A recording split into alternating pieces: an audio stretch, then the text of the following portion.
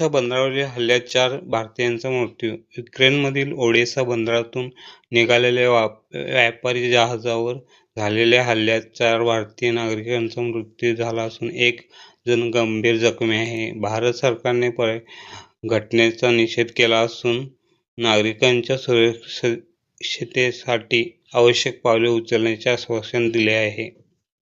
महाराष्ट्रासह अनेक राज्यात मुसळधार पावसाचा इशारा.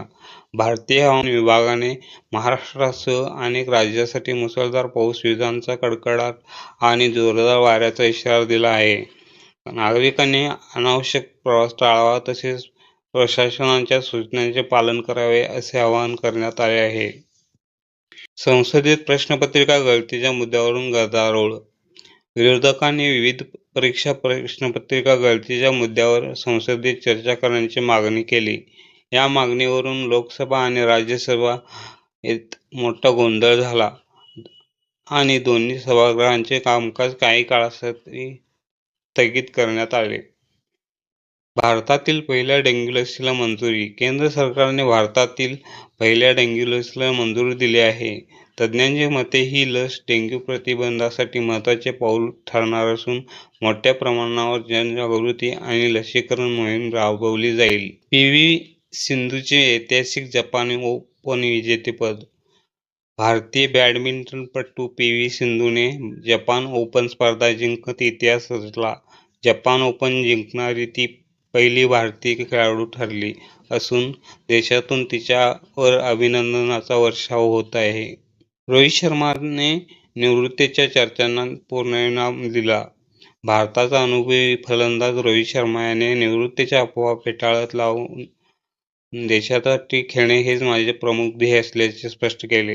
त्याच्या वक्तव्यामुळे चाहत्यांमध्ये उत्साहाचे वातावरण निर्माण झाले आहे. अमिताभ बच्चन पुन्हा एकदा कौन बनेगा करोडपतीमध्ये. अमिताभ बच्चन पुन्हा एकदा कौन बनेगा करोडपतीच्या नव्या पर्वाचे सूत्रसंचालन करणार आहेत. कार्यक्रमाच्या नवीन हंगामी अधिकृत घोषणा करण्यात आली असून प्रेक्षकांमध्ये मोठी उत्सुकता आहे.